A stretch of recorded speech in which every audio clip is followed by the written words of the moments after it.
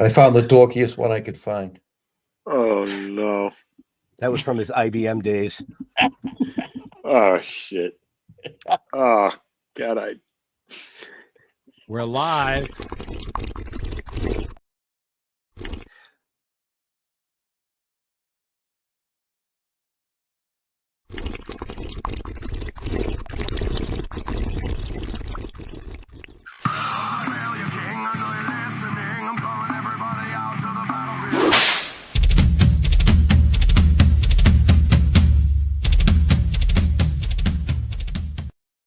The Dorkening and all affiliated shows are not intended for anyone under the age of 18.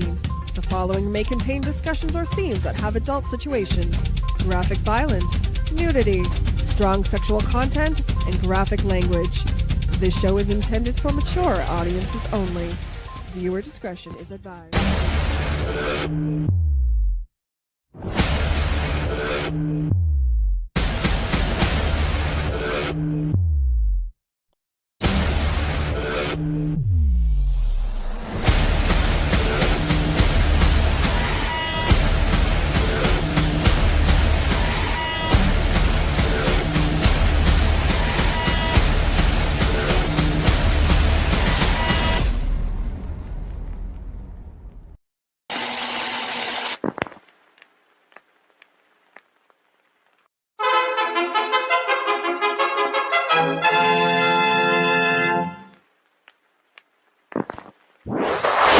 Persons under 18 will not be admitted.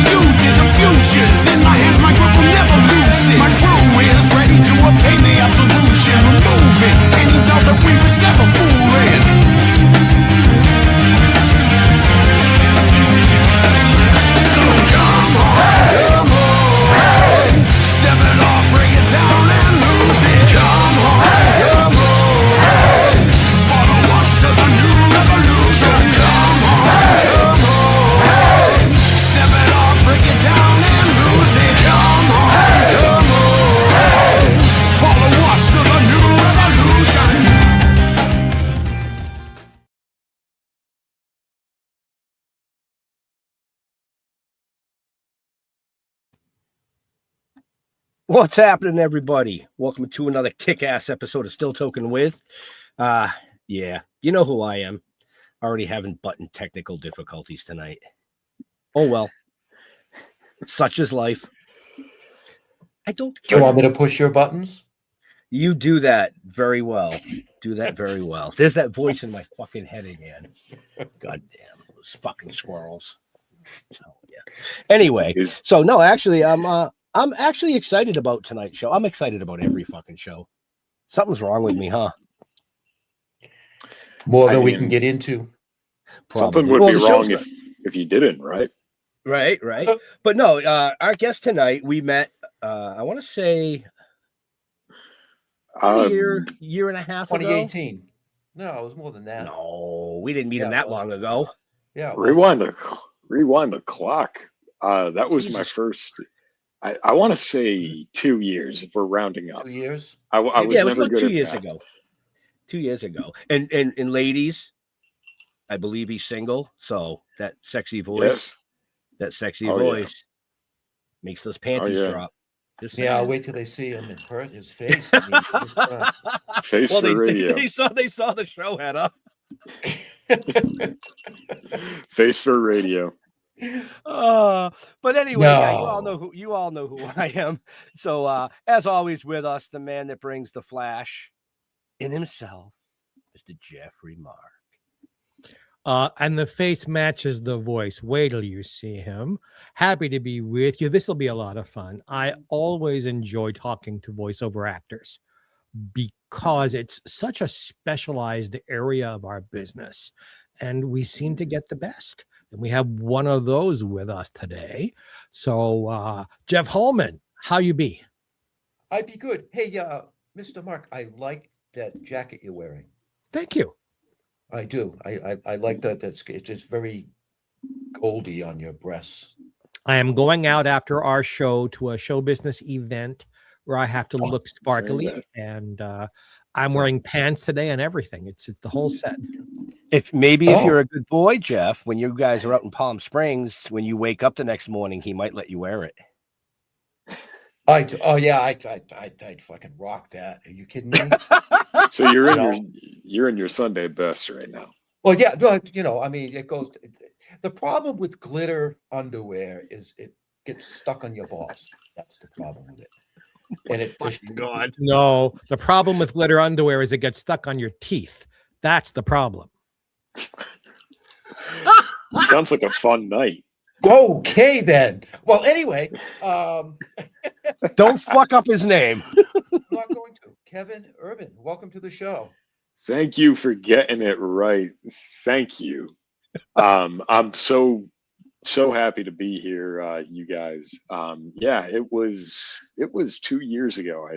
Was it 2 years ago? Yeah. Okay. I'm gonna confirm that for it was about Do people really mispronounce urban? It's the no, so urban is good. It's the Keith. It's Keith Urban. So, everybody wants to say Keith. Yeah. Start with a K, you know? Yeah. And it's something that I've dealt with all my life. And I appreciate all the sympathies because I don't like country music.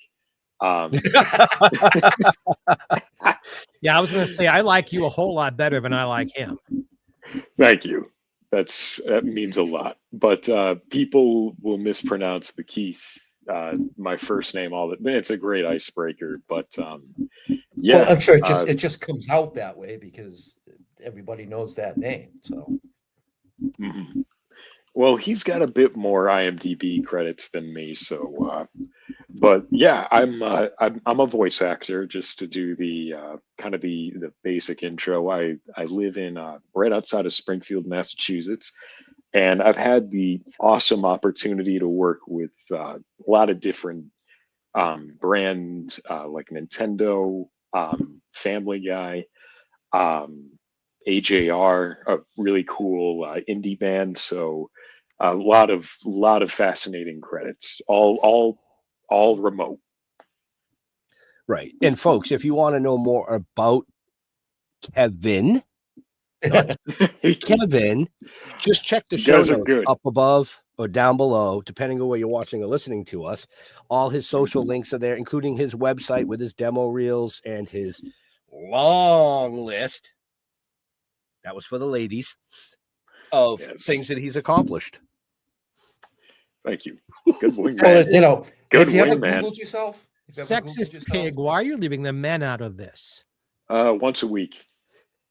Yeah, I didn't leave the men out. Well, because when I Googled you, it said, "Did you mean Kevin or Keith?"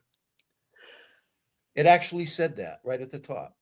Did you mean Keith? That's because you're Googling kind of narf. My Google didn't do that.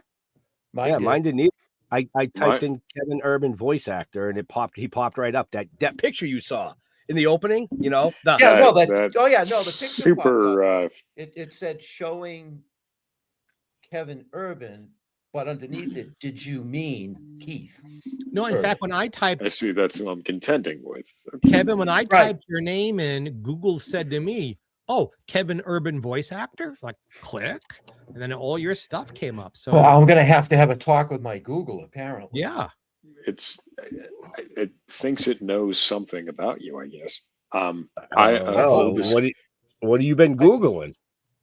I hope not. I hope not country music. This is fascinating. So, Kevin, let me ask you a question. Killing it. We have talked in the past on this show that of all the different parts of show business, one of the hardest to get into is voice acting. It's almost incestuous how few people are doing so many voices and things. How did you break in? How did you break through that barrier and become a part of the big family?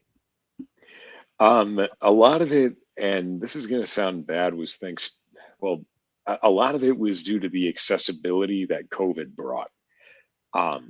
Was I didn't sign on to an agency until which is DDO Artist Agency until 2020, which is when a bunch of these companies started bringing in remote talent because they had to. And a lot of my earlier work was kind of went against the grain in the sense that you're told in voiceover authenticity matters, but then the gigs where you get hired, you're kind of told to emulate a certain performance that came before. So I did a lot of impressions. I did a lot of sound-alike work. And my first gig through my agency was a sound-alike performance, which is the He-Man through Fox. They needed an impressionist and a lot of voice actors. So I think it's a combination of a lot of things. But my quote unquote sort of gig that put me on the workable map was literally doing a sound alike for an 80s cartoon. Which one? He-Man. He-Man. So, by the power of Grayskull. So they needed an impressionist, and so then I have since kind of developed a workable, sort of hustle out of being able in this era of AI. I can kind of do a lot of different impressions or sound-alikes, certain in-demand vocal archetypes. That's kind of been my niche. Did you have a pocket full of impressions already there, or did you develop them because you were getting hired? I had a pocket full of impressions already there. For He-Man, I knew what I was reading for a little bit because they never say specifically what you're reading for, but you can infer from the lines and the dialogue. Right. So if you hear the impression, you can kind of model something pretty quickly. There was no specific He-Man, but there was James Earl Jones. Right. Yeah, everyone's got Darth Vader. And so that's a very popular, once again, no one wants you to sound exactly like James, but they want something is pretty close, or it can be worked into it, I know they do a lot of that on Family Guy using impersonators, and you were on that show. So I was on the video game. So just quick distinction, but still, the humor is the same. Right. They need, something driven by nostalgia, something driven kind of raunchy, kind of irreverent, but all ultimately from a place of love too. So that's kind of what that was. Approaching it from that old school, new school. Self-aware, very self-aware. Well, and your voice is very deep. You've got that very deep baritone type of a voice, which is unique in itself. Right. I remember when we first met you and you spoke, I was like, whoa. You know, Right. because you don't run into too many people with that deep a voice. I mean, you know, were you like not kicked in the balls as a kid enough, or? You know, I love shocking people. I love shocking people with that. And no, I avoided all that. I let my brothers take care of that for me. There you go. Okay. They yeah, I never had to worry about any of that shit, thankfully. But actually all three of us, because our it's kind of just in the family, because all three of us have the same voice. I was the only one that just loved the sound of his own voice enough. So That was way so too easy. that was That it. was way too easy. There is a bit of my dear friend Gary Owens in your voice. Do you remember who Gary Owens was? He was born in 94. He don't remember anything. Gary worked until the day before he died. Okay. Birdman, that guy. You know, I'm gonna have to. There's a lot of YouTube. I have to do later on. Jesus Christ. Gary Owens, just so you'll know, had like 17 radio shows at the same time and was doing cartoon voices in your time for the Cartoon Network. But he was doing cartoon voices back in the 60s. Quaker Oats presents Bewitched. I mean, he was that far I've back. probably heard it. I've definitely heard it. But Gary was working into the 2010s. So that is in your era. And I've never known anyone, a voiceover person, to work that much, that hard, 7 days a week. I feel like in the era too, where relationships were key, and studio people know you could get the work done, and your brand was where everyone just kind of knew you. He probably was in demand, and especially if he was doing that many shows, he was probably in demand constantly.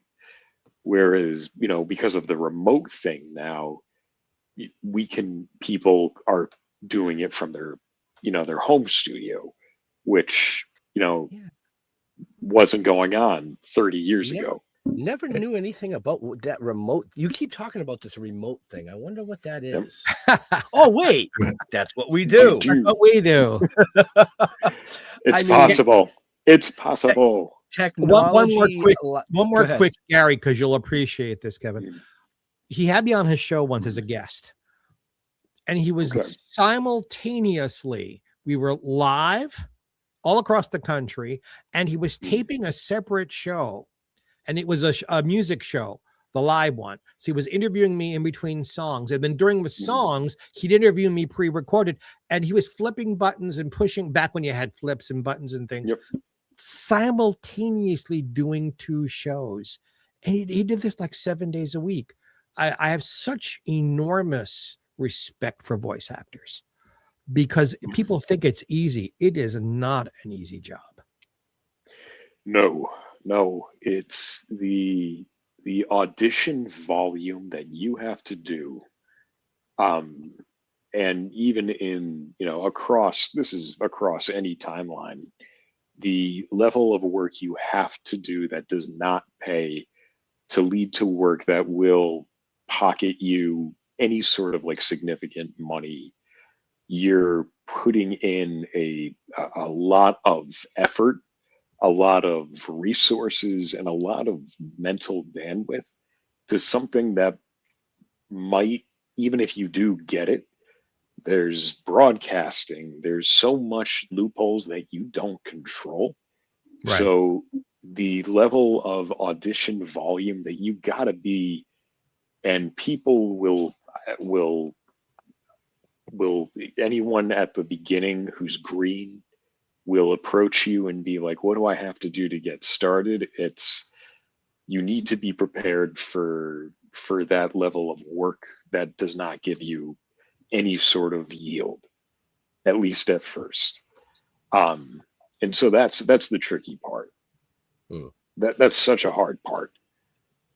You bring up a bunch of different aspects, but you've done commercials, Mhm. You've done video games. You've done Yep. some cartoon work. You've done Yep. pretty much Mhm. all calibers of voice acting. Is there Yeah. one specific genre that you prefer over the rest, or are you a work is work Mhm. type of guy? Kind of work is work. Anything you you can, once you get an agency and you sort of reach, maybe, okay, you've been taking acting classes, because I didn't really develop my career until I started learning like how to actually be an actor, how to read something that's been written for me and actually inject my own experience into it. So that didn't really develop until around, I was an impressionist on YouTube for a while before the voice acting thing, the career really took off. Um, but it's you take the work that you book. Earlier this week, even I took a documentary workshop. How to read for, we were reading just like random documentary history channel scripts, and like how to keep your articulation clear, how to drop the radio cadence, stuff like that, like ironing out like the potential errors now, so that you can hedge your bets in that audition game. So um, I really want to do documentary work, to sort of answer the question. No, that's where I was going with it. Mhm. I mean, with Yeah. that voice, I could see you being like the next Trojan man. I'm just saying. Yeah. Well, I mean, your voice reminds me of, I'm going to date myself here, because when I was a kid up in Go. Maine, we used to listen to, the radio shows, Mhm. Fibber McGee and Molly, and, all of those different types of shows, because we had no television up there. It was just radio, Mhm. and I was loving it. I actually bought tapes of it because I just like to listen to it. You know what I mean? And is that something that you would ever like want to get into and just do half hour, your own episodes, just using your voice and Mhm. tell a story? So I had done that a little bit. There was I don't do a lot of horror work anymore. Early on in my career, one of the earliest like professional gigs I did was I did some audio short stories for a channel called Chilling Tales for Dark Nights, and it Okay. was a bunch of Edgar Allan Poe original short stories. And horror is great because it welcomes, and I think you guys can speak to this maybe a little bit. Horror welcomes creators from all. I Mhm. was very kind of. I like to think I had the voice, but I needed the experience. And this guy was like, "Hey, here's, you know, it was a low amount for the time, but here's some airtime, here's some experience. I want you to do all the voices plus narrate." So it gave me my earliest iTunes credit. Um, and it was just kind of experience, and it gave me kind of like an earlier niche as like a grizzly kind of voice that you could maybe hire for your YouTube channel for some small independent trailers. So did you guys ever watch growing up? It was called A Haunting. It was this really cheesy, dramatic show on the Discovery Channel. I don't It has, remember that. Keep in mind the age of the people you're speaking to. Growing up, for I'm any of trying. us, there was no Discovery Channel. Yeah. By the time you were born, I was. That's fair. Fuck. Okay. Long story short, I have seen the Yeah. previews for that show, because I watch a lot of Discovery Channel shit, Mhm. believe it or not. But I don't think I've ever So you've seen probably it. seen. So just the narrator has this sinister sounding voice, but it's so over the top and so dramatic. Like, I was like, okay, this is something I can kind of emulate. And people responded very well to some of these stories and these videos that I was doing for independent creators. So horror was surprisingly, because I don't like horror movies. They scare the shit out of me. Oh. Yeah. So all of a sudden I'm being called in to read these horrible sounding things. But, you know, if you read it scary enough, people are going to listen. And so that sort of is how I got at least a comfortable, you know, reading and performing in front of people.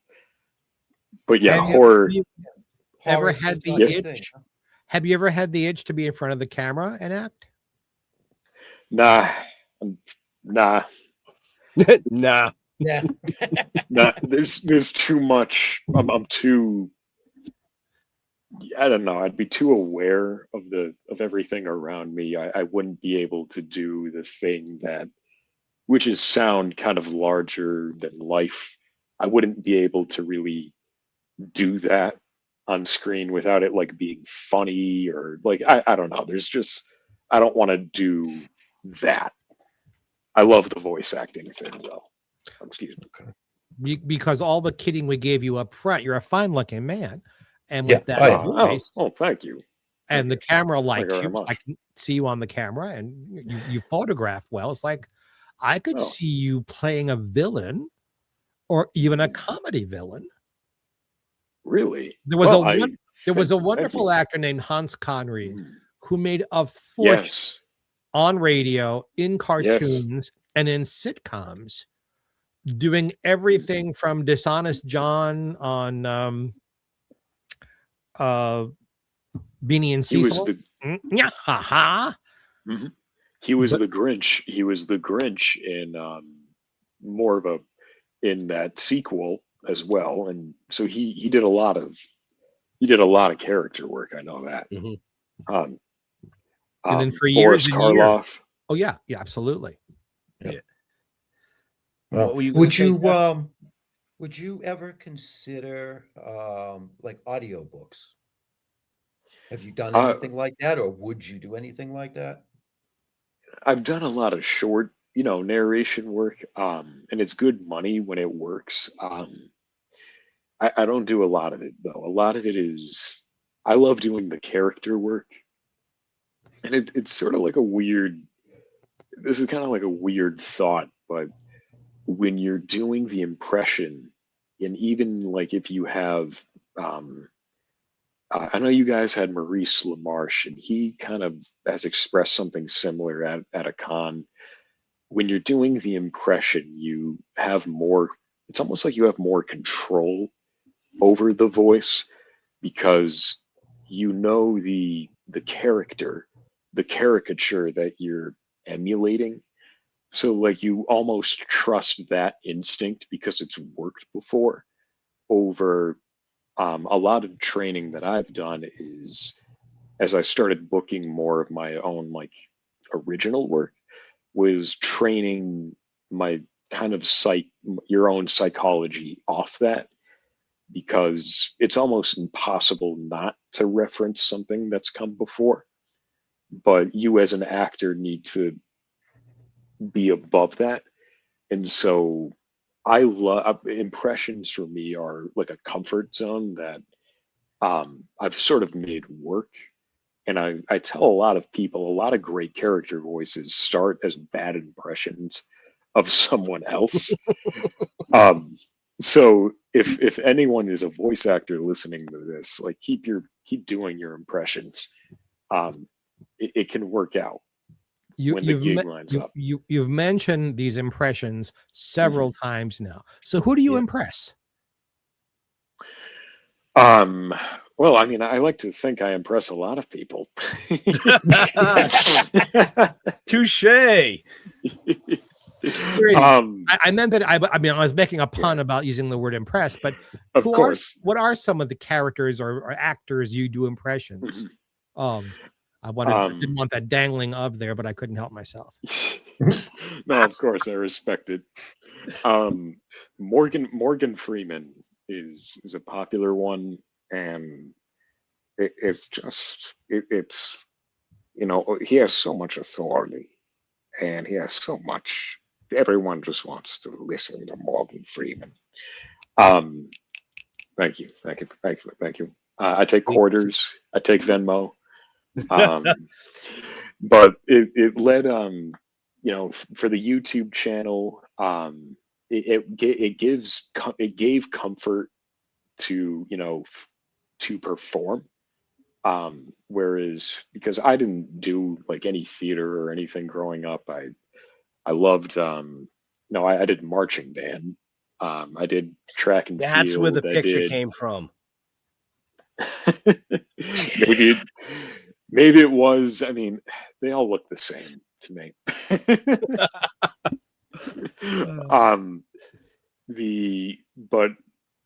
Doing the impressions was sort of like doing like an acting, or it just gave you the public speaking, the performance confidence. Right. So you said, what'd you play in marching band? Trombone, low brass. So I was hoping he had a bone. I've got something, something to give, right? Yeah, I'm not going to say. Wasn't going there. No, I wasn't going there. Okay, so the trombone. Okay, interesting. Even in marching band, so even in that, it was, It wasn't the, the melody or anything. It was the lower end. It was the bass. Oh, okay. Now, Right. Can you sing? Do you sing? You don't want to hear me sing. So that's a no? That is a no. That is a honest way of saying no. Because you got a good deep country voice. Oh yeah. You can slap him next time you see him. I'll let you. No, but I could see him convention. doing like I could see him doing like what the hell's the word? Forget it. Yep. Gone. It went. What I can hear is him doing audiobook versions of adult romantic novels. His Trojan tongue, man. his Trojan tongue man. moved in closer to her aspect and just describing what would be I mean, that voice is perfect for that. I can see him singing stuff like Sha Na Na would do, like Shana. Boom, boom, boom, just doing that one repetitive or different. That would be kind of cool. I couldn't remember. He doesn't have any idea who Sha Na Na is, I don't think. No, but the style of what I'm talking. I can't remember it right now. Like my brain is just Sha Na Na did in the 70s and 80s retro 50s not bebop music, but like Sha Na Na, get a job. And that's what he's hearing. You doing the get a job. Yes, exactly. Those old school baritone. Those right. old Well, you're school. almost a bass, really. Yes, Nikki Bowser, you're absolutely right. I'm trying to be. I think Nikki is falling in love with you. So how high can you get it? Your voice, that is. I can't really. I don't know. It depends on how enthusiastic the character needs to be, because I used to work at like a call center, and sometimes I would scare people because they would think they would think that they were talking to like a voice machine, and I'm like, well, I can either be honest or I can use this to my advantage. And so I like to think I can go pretty low. But when I'm when I've had a couple drinks, I can get into like a workable speaking range. It came back to my brain real quick, so I don't forget. Acapella style groups. Yes. So where they have different ranges to make the song. I could see you doing something like that. That's sorry, folks. It just came. I had to say it. There was a wonderful actor named Richard Crenna who got started on radio in the 40s as a boy. And he got cast on a show called Our Miss Brooks. Still, as a teenager, his voice had changed, but his natural speaking voice was deep like yours. But he played the character till almost 1960. And he had a way of pushing his voice up a whole octave up to sound youthful, but his voice was deep like yours. It's very rare. I mean, it's very hard to do that for anyone. Yeah. And be convincing. And be convincing is a key part, I think, of it. There's, and nowadays there's a lot of, we want you to sound authoritative. We want you to sound like you know what you're talking about, but we also need you to be approachable. We need you to, Sam Elliott is a very popular archetype. He sounds authoritative, but he can also elicit sympathy and authenticity when he needs to. Just be, you trust it, and that's kind of taking that's kind of you see it in movies, right? Like you see it in. But Sam is a very talented actor who happens to have, like you have, the God-given deep voice of authority. That true, but he also has drawn on a lot of his previous work and his own life experience. He tells a story of, we view him as the manly man, but he himself was not. He was not taught. He doesn't believe that about himself. I know. It was something that he sort of is bemused by a little bit, because in growing up in his life, more kind of Central America, a little Southern America, it was, you worked kind of in a trade. You didn't be an actor. You weren't an actor. You weren't a speaker. That was for the people out in California. And so he it's just, I'm always fascinated by that disconnect between what ultimately a person is known for versus like what led them into that performance. It fascinates me. And it's wonderful, as the oldest person in the room, to hear a younger talent being able to intellectualize his work like this. No, I'm serious. I'm very. I'm the oldest person here. I've been in show business 52 years. To hear you speak about your own career and other people's talents so well, that you obviously thought this through. This is not a new thought. Any of this to you? I'll give you more applause for that, because I talk to younger performers and I try to have a conversation like this, and I hear crickets, because they don't even have the vocabulary. Never mind, have they ever bothered to think this through the way you have?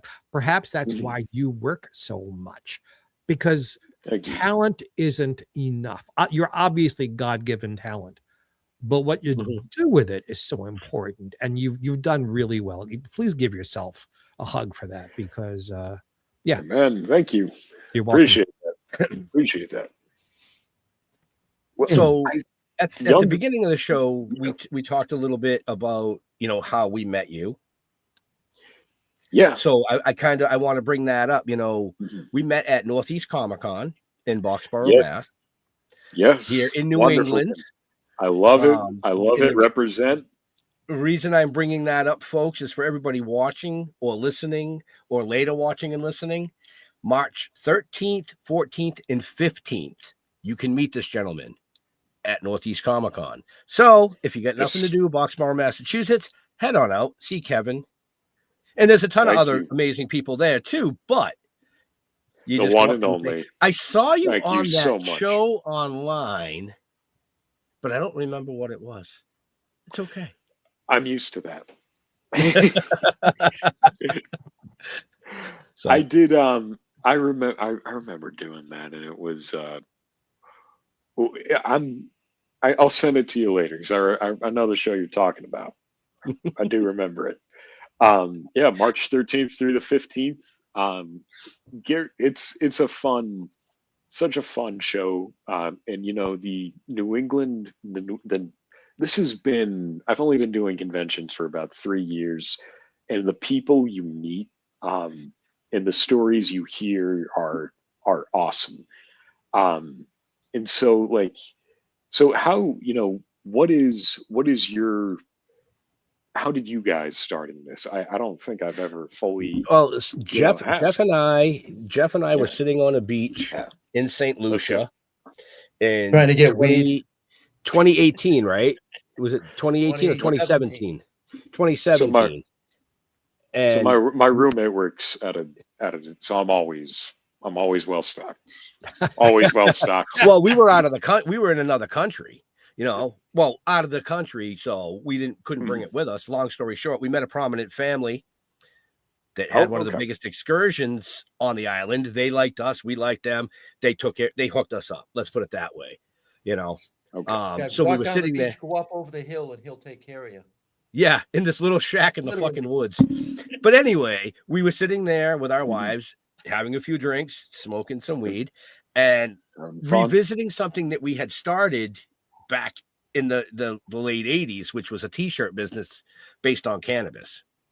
But back then, we advertised in High Time magazine. I mean, we didn't have the internet. So long story short, fast forward, we decided to bring back our merch line, but to sell merch, you have to associate it with something. We both come from writing backgrounds, so started writing a novel. Somebody said it'd be a great comic book. We hired an artist. We pushed out the first comic book in 2018. Then we got into a 2.5-year trademark dispute with AMC and The Walking Dead, which even boosted us further. But that's what kicked us, was starting the comic book. Right. And we would go to Gary's show. Gary's show was one of the first shows that we did. Yeah, I remember sitting at a table. We had our premiere. We had one comic book that we could sell. That was it. I don't even think we had a banner. We had nothing. We had that table banner. Well, we had a table banner. But you know, as the years progressed, we pushed out the novel. We pushed out 5 comics from that novel, and the 6th comic from the second novel has just been released. So that's going on tour this year with us. Nice. The live TV, the live acting series, which we did 2 episodes, which is on our YouTube, the animation, and then this show.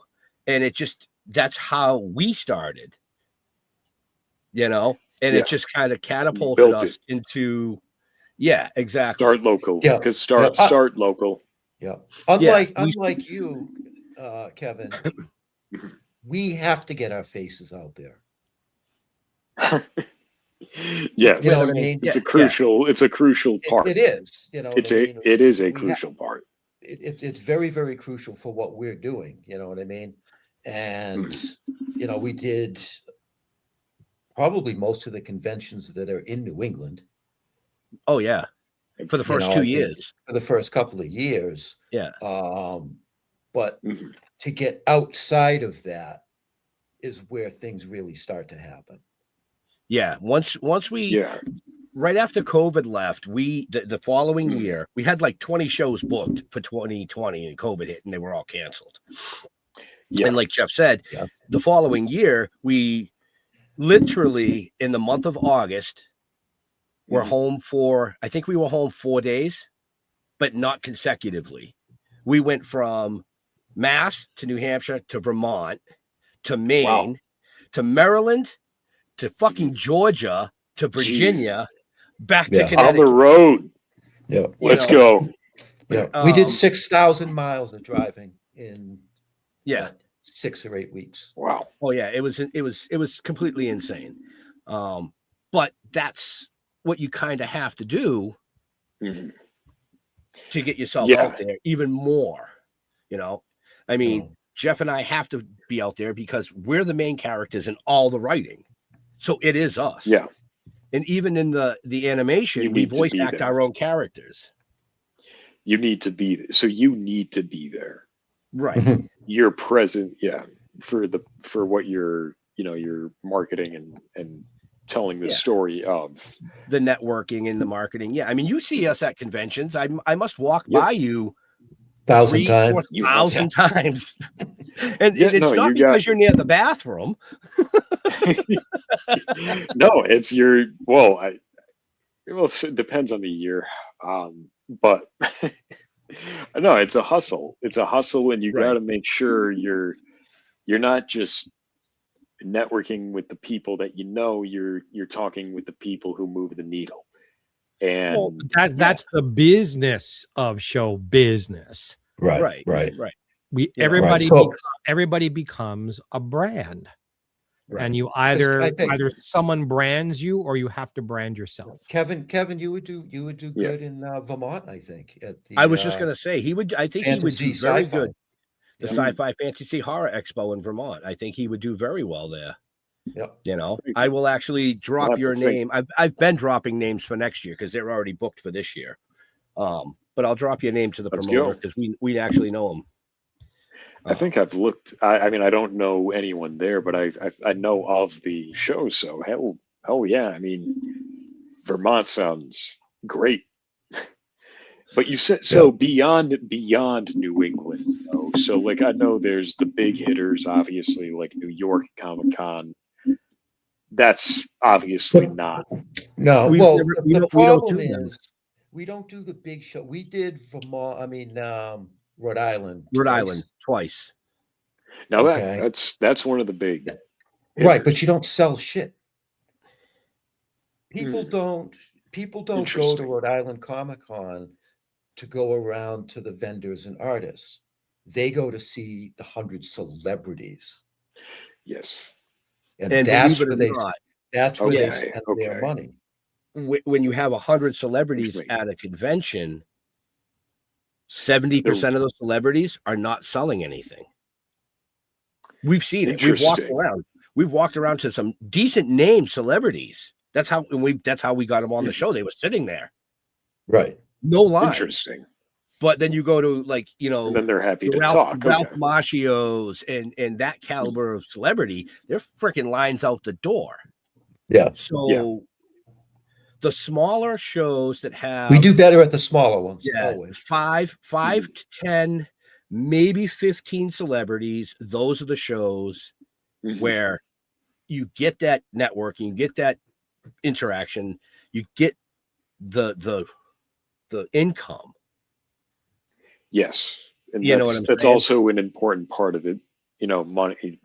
That's why you're in you do it. But Right. so the more like mid, not even mid, but like where the real estate is distributed. Right. Mhm. Being a voice actor, even some of your, believe it or not, anime style cons would be very good for you. Yeah, the anime cons are like Boston Anime Convention.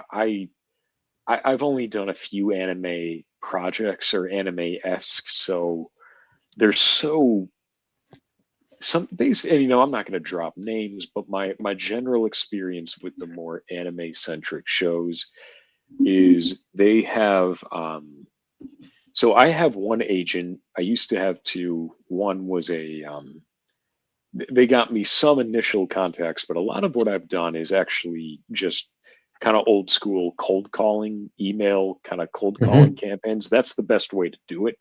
Yep. That's how Northeast Comic Con, the first time I did PortCon, Springfield Con, all because I reached out to the person directly.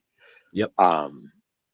So I feel like these big shows are drawing from very the same boutique closed door agencies, the Mhm. high tier voice actors, and then that's the ecosystem. And Yep. then there's maybe 3 people a year who are fortunate enough to they break into the big role, and then their name becomes part of that boutique assembly. So yeah, and that's the true competition. We're all or at least for the people who want to do it full time, that's what you're contending with. Right.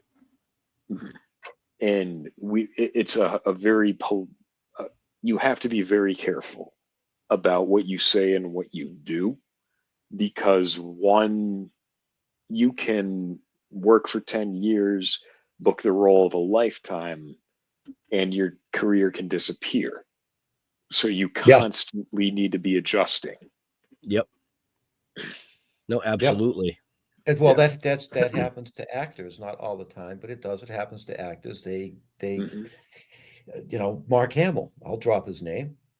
You know what I mean? Yeah, and if it's a he ever done well-known afterwards, that's just it. I mean, that's his character.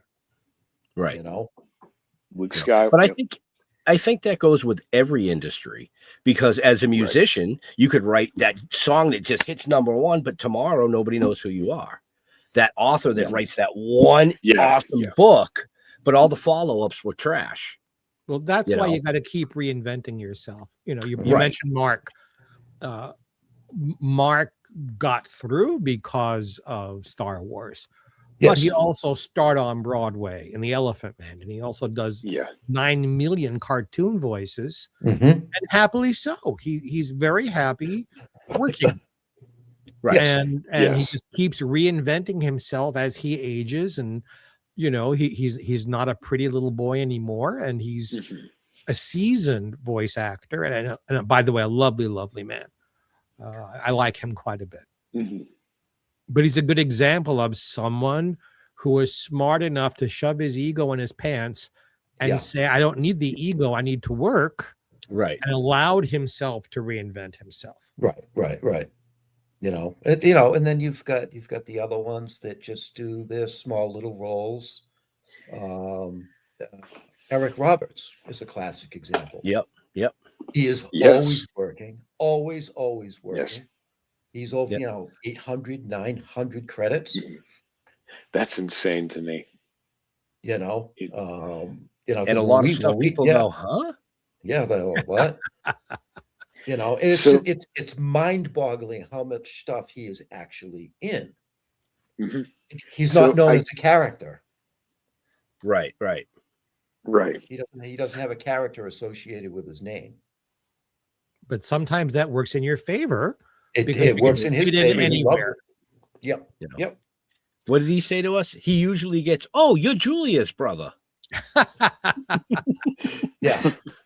What's funny is, if you look at the bigger picture of acting, it works one of two ways. Either you play a type, and they hire you to play that type over and over and over and over, and like you're that guy they go to for that. Or you don't have a type at all, and you just fit anywhere they need you. You can fit in. And there are people, I know this name won't mean anything to you, like Charles Lane. Charles Lane must have been in 300 or 400. I'm going to get one of these. I've gotten Hans. All right. My friend Barry Livingston, who broke through with Ozzy and Harriet and My Three Sons. Barry is in his 60s. Barry's actually 70. And he makes 5 or 6 films or 7 films a year because he doesn't care about the stardom. He cares about working, and allowed himself to grow. He did Broadway, and he does voiceovers, and he does a little bit of everything, and the man works constantly, and he's happy in his life and his career. Like, yay. Right. And I feel like you work so long and so to achieve that level. Everyone achieves it, hopefully, that level of peace with your work and what you do, what you do, because we all want to make people laugh, smile, or whatever it might be. That's why we do this. Yeah, I mean, Jeff and I have always said at the end of the day, you got to love what you're doing. Yeah. And if you love what you're doing, everything else will fall into place when it's supposed to. I'm just a firm believer of that. You know, I agree. It's not going to happen overnight unless you're like that person, you know, and that's like 1 in 200 million. So good. But even those people, even those 1 in 2 million, doesn't mean they're happy. Right. Well, exactly. It means they're working or they're making money. But you know, I've been doing this since Nixon was president, and I'm not kidding. And I consider myself to be the luckiest son of a bitch on the planet.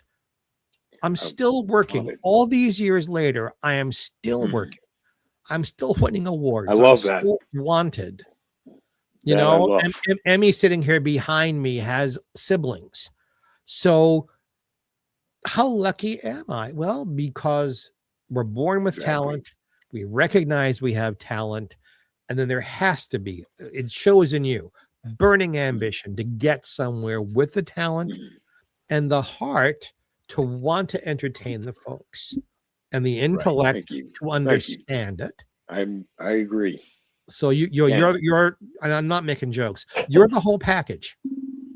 That's why I think you're here, and that's why I think you continue to work. Thank you. Right. You know, I look at things. You know, if not going with God forbid, but if I wasn't here tomorrow, I left something behind, something that people can remember. Oh yeah. You know what I mean? And to me, that's what it's all about. It's not about the money. It's not about fame. It's not about, did I do something and leave a piece of me behind that will last forever? And yes, that people will remember you for. It is the only way to be immortal. Yes. Putting, whether it's writing, visual, voiceover, whatever, it will persist long after, and people's interpretations and their experiences with it will endure long after our contribution to it is over. Right. But we're so lucky to touch so many lives with what we do. Millions and millions of people, if you add up our 4 careers, tens of millions of people have been touched by what we do. Hooray for us and hooray for them. That's awesome. Thinking it is good to have moments where you can have that out of body, and be aware of that. It's important. It's important. It keeps you centered. It keeps you grounded. And it keeps you motivated to keep doing it. Whether you're making $1 or $1 million, whether it's one person watching a show or 20 million people watching a show or reading a book or seeing your art, whatever it is you do, we're touching folks. And that's just so important. Yep. I have a piece of artwork that sits on an executive's desk for Hallmark. That'll last a lifetime. That'll always be there. That's special. Yeah. Right. Well, yeah. And it's actually in the corner of the frame. It's it's blurred, but you guys met Diana. She's a friend of mine at Northeast Comic Con. We're in the same project together, and just we're in a couple of the same projects, but that's just an art piece of one of her characters. And she is from Massachusetts, and it's just one of those, wow, we were both part of the same thing, and we were much closer than we probably, in proximity than ever, intended. So that it brings people together. It makes relationships tangible, working, creative, social, whatever it might be. Your basement. But there's that. Okay. Apropos of absolutely nothing, while Ben has this beautiful young person being brought into the frame. Can you say hi? Hi. Hi, sweetie. Hello. You're looking prettier than ever. Can you say thank you? Thank you. You're welcome, sweetheart. Hello. I'm right here. Don't worry about it. Your hair's in your shirt, baby. Did you just get out of the tubby? Yeah. Yeah. That's my microphone. Nano's going to finish your show. So, but we are coming up on time. Yeah. So, Mr. Holman, any last questions for our guest? Yeah, what do you put on your pizza, man? Combo, bro. Can you hear? No, So Combo all day. A little bit of everything. A little bit of everything. A little bit of everything. Just like you gotta be skilled in a lot of different genres to succeed, and then No, have just one. Yes. refine it. Does that include mushrooms? That's gross. With Yes. Yeah. Yes, it does. No touch. Sit down. You can sit with me for a minute. And my question is, how do you get that wonderful effect where you are clear in the frame, but everything around you is blurry? How do you do that? So, because being a voice actor isn't just being a voice actor, it's being a good with if you go to the visual effects, literally visual effects, virtual background blur, Yeah. you're all set. Really? That's how you do it. Well, it's great because it forces people to look at your handsome face and focus in on what you're saying Oh yeah. Right. with no distractions. With no distractions. Cool. Well, yeah, I thought I was going to get away with no distractions tonight, but She's That's my honestly. my desk grows, baby. No. We were talking earlier about just like moments, and like this is actually, you guys are gonna look back on this at some point and be like, remember the time you joined the podcast? This is gonna be awesome. She has been on a couple of times at the very end. Yeah, but, so she knows. Only because Wednesday night she knows Nono works, but then she knows what time Nono's supposed to stop. At 3 years old, she knows what time I'm supposed to be upstairs. This will be great So blackmail instinct. material when she Stand hits there and puberty. Scream at me. So, When she hits wanna- puberty, this will be you wanna great say bye to blackmail everybody? material to make her behave. say bye, everybody. Bye, sweetie pie. Good to see Bye. you, honey. We love you. He said, "We love you." Say, can you say Thanks Mucho? for the blur, Kevin. I'm loving it. thank you? Where are you, babe? You want to take her? I'll see. It works for you too, Jeff. I like it. Yeah. I'll be up in a minute. Yeah, so it I'd gives rather you, be blurry than gone. the only problem is like if you move your hand, it blurs, like, so like now I look like a ghost, or Yeah, and even your microphone kind of comes and goes in blurriness.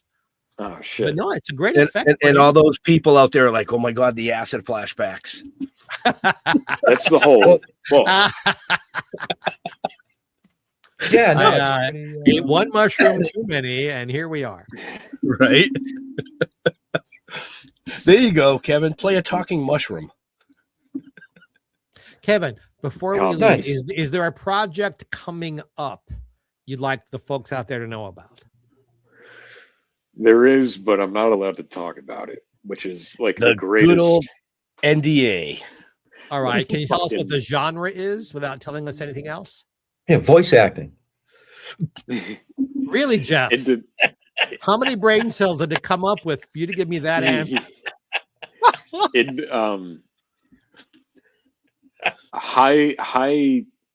high budget independent animation.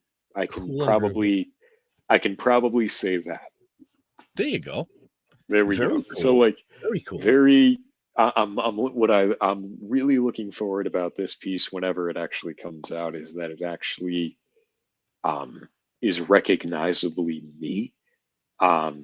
So like we were we're all talking about breaking, going beyond your comfort zone. So this is going to be me.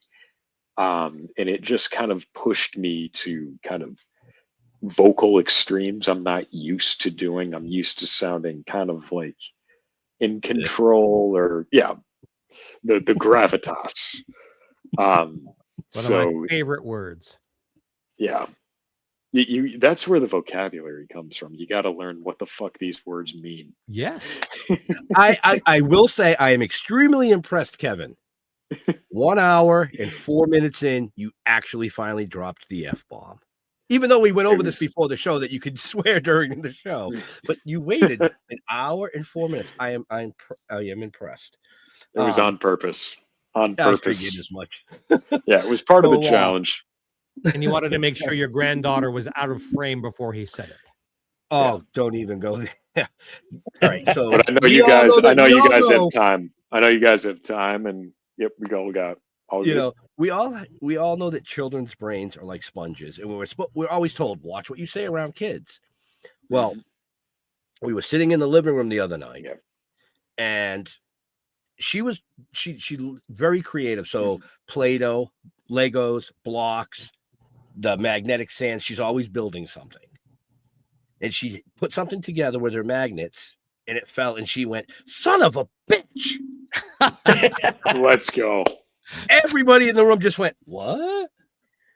Okay, you can say that at home, but nowhere else. And as we turned, she was like, "Fuck." Just keep turning. Don't acknowledge. So, Don't reward it. Don't enable it. Don't justify it. right. So with that, folks, we are over time. So, Kevin, where do you like to interact with your fans and friends on social medias? You can find and connect with me on KUrbsVO. That's KURBZVO. I do a lot of meme voiceover entertainment, all in funny impressions, anime characters.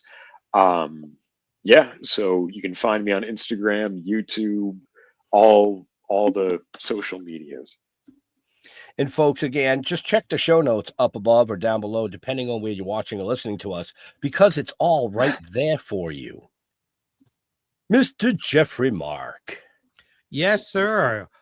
Jeffrey Mark, just as it's spelled, or if you're listening and not watching, GeoffreyMark on Facebook, Jeffrey Mark Showbiz on Instagram. And by the way, if you're having fun with us, you can have some more fun if you join in another show that Ben and I do that Jeff sprinkles his love all over, which is GPE, Jeffrey Mark Plays Ella.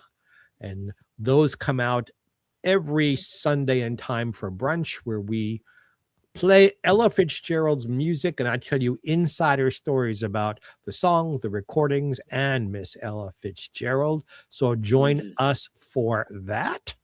And Mr. Holman, how about you? Yeah, I keep it simple. Go to stilltoken.com or Token with the Dead on Facebook. You can Google Jeff. Good luck finding me. Because it's going to say, did you mean Jeffrey? Jeffrey. You never know. Never know. I question everything.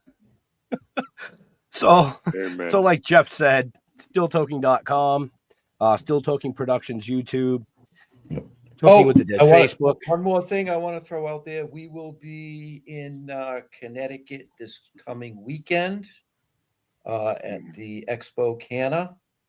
I'm actually sporting their shirts. The Expo. Saturday, Sunday. I didn't know a pot Let's leaf go. could stretch that far. You didn't know what? I said It's I a didn't know a pot versatile leaf could plant. stretch that far. Oh, well, yeah, these are great shirts because they're very stretchy. So after I eat, it's not tight. You should see it. You should see it on the underwear how far it stretches. You know, well, there's no stretch in there anymore. Oh shit. Oh, damn. Wow. But okay. yeah. Are we going to hell?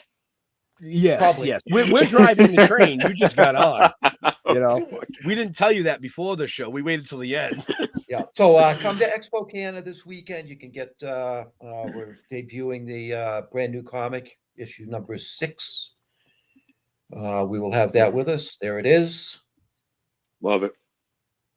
So yeah, we will definitely make sure you check out Kevin at Northeast Comic Con, March 13th, 14th, and 15th.